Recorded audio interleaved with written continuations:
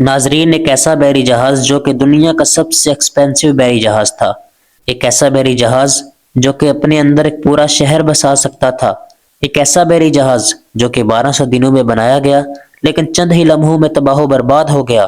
راز T V کی video میں ایک مرتبہ پھر سے خوش آمدید۔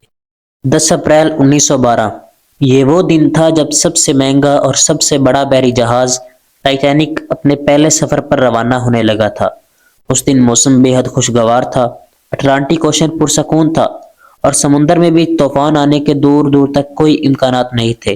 جہاز میں مسافر سوار ہو رہے تھے اور لاکھوں لوگ ٹائٹینک کا پہلا سفر دیکھنے کے لیے کھڑے تھے۔ نہ ہی ٹائٹینک کے عملے کو، نہ ہی مسافروں کو اور نہ ہی الوداع کرنے والے لاکھوں لوگوں کو یہ معلوم تھا کہ اس جہاز کے بنانے میں چند ایسی غلطیاں کی گئی ہیں جو اس جہاز کو بدترین حادثے کا شکار بنانے والی ہیں۔ یہ ایسی غلطیاں تھیں جو اگر نہ ہوتی تو ٹائٹینک کریش ہونے کی وجہ سے نہیں بلکہ اپنی کامیابی کی وجہ سے دنیا میں فیمس ہوتا۔ ایسی کون سی غلطیاں تھیں جو 40 سال کا ایکسپیرینس رکھنے والے ٹائٹینک کے کیپٹن ایڈورڈ اسمتھ کو بھی نظر نہیں آئی؟ یہ غلطیاں کیپٹن کو تو کیا، ٹائٹینک آپریٹ کرنے والی کمپنی دی وائٹ سٹار لائن کو بھی نظر نہیں آئی، جس کو 107 شپ آپریٹ کرنے کا ایکسپیرینس ہے۔ اور تو اور یہ غلطیاں ٹائٹینک مینوفیکچر کرنے والی کمپنی ہارلینڈ اینڈ وولف کو بھی نظر نہیں آئی، جنہوں نے نہ صرف ٹائٹینک سے پہلے ہی 500 سے زیادہ شپ مینوفیکچر کی تھی۔ ٹائٹینک کی کنسٹرکشن 1907 میں شروع کی گئی اور تقریباً 1200 دن میں اور 2000 ورکر کی مدد سے اسے تیار کیا گیا۔ اب جہاز پوری طرح سے تیار ہو چکا تھا، لیکن اس جہاز کو ٹیسٹ کرنے کا مرحلہ ابھی باقی تھا۔ ٹائٹینک بنانے والوں کا بھروسہ اس پر مزید بڑھ گیا جب اس نے پہلا ٹیسٹ رن پار کیا۔ ٹیسٹ پار کرتے ہی پوری دنیا میں مختلف اخبارات میں اس کی مارکیٹنگ کی گئی، جس کی ہیڈنگ تھی انسنکیبل ٹائٹینک، یعنی کبھی نہ ڈوبنے والا جہاز بنا لیا گیا ہے۔ جہاز کا پہلا سفر ساؤتھ ہیمپٹن سے امریکہ کا شہر نیو یارک کا تھا، جو کہ 10 اپریل 1912 کو ہونا تھا۔ ٹائٹینک کی فرسٹ کلاس پورشن میں سفر کرنے کی قیمت $150 اور اکانومک پورشن میں سفر کرنے کی قیمت $30 تھی۔ اس مارکیٹنگ کے نتیجے میں ساری ٹکٹیں بک کر لی گئی اور آخرکار وہ دن آ ہی گیا جب ٹائٹینک نے اپنے پہلے سفر پر روانہ ہونا تھا۔ Mistake number 1، over speeding. جب ٹائٹینک نے اپنے سفر کا آغاز کیا تو اس کی سپیڈ 40 کلومیٹر فی گھنٹہ تھی، جو کہ اتنے بڑے جہاز کے لیے بہت ہائی سپیڈ کنسیڈر ہوتی ہے۔ ایسا اس وجہ سے تھا کہ جوزف براؤس، جو کہ چیئرمین اور مینیجنگ ڈائریکٹر تھے وائٹ سٹار لائن کمپنی میں، وہ اور کمپنی یہ چاہتی تھی کہ یہ سفر صرف 6 دن میں ہی مکمل ہو، تاکہ ایک ورلڈ ریکارڈ بن جائے کہ یہ جہاز صرف جسامت میں ہی بڑا نہیں بلکہ اس کی سپیڈ بھی سب سے تیز ہے۔ کیپٹن سمتھ کو مالکان کی دی گئی انسٹرکشن اور پریشر کی وجہ سے نیو یارک جلد سے جلد پہنچنا تھا، کیونکہ یہ ٹائٹینک کا پہلا سفر تھا اور اگر وہ ٹائم پر نہ پہنچتے تو ٹائٹینک کی ریپوٹیشن کو بہت زیادہ نقصان پہنچنا تھا، اور یہی ٹائٹینک کی سب سے پہلی غلطی تھی۔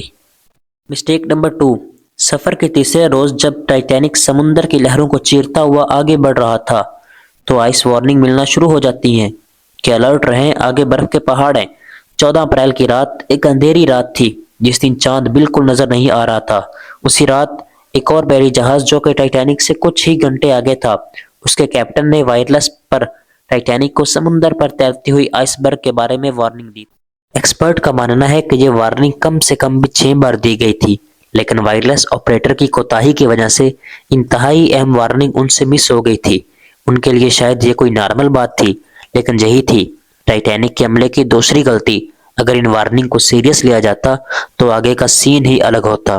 مسٹیک نمبر 3، ہر جہاز کے اوپر کچھ پہرے دار ہوتے ہیں جو کہ عملے کو آگے سے آنے والے خطرے کے بارے میں آگاہ کرتے ہیں۔ ٹائٹینک پر بھی پہرے دار موجود تھے جو کہ الرٹ بھی تھے، لیکن پرابلم یہ تھی کہ اتنی زیادہ ٹھنڈ اور دھند کی وجہ سے ان کی آنکھوں سے پانی آ رہا تھا اور ان کے پاس دور کی چیز کو دیکھنے کے لیے دوربین بھی نہیں تھی۔ اچانک انہیں ایک فٹ بال فیلڈ سائز کا آئس برگ نظر آتا ہے جو کہ ان سے صرف ایک لمحے کی دوری پر تھا، لیکن جب انہیں آئس برگ نظر آتا ہے تب تک بہت دیر ہو چکی ہوتی ہے۔ آئس برگ نظر آتے ہی پہرے دار الارم بجانا شروع کر دیتے ہیں۔ اگر کسی طرح جہاز کی سپیڈ کم ہوتی تو اس کا رخ تبدیل کیا جا سکتا تھا، لیکن اب ایسا کرنا ناممکن تھا اور یہی تھی اس کی تیسری غلطی۔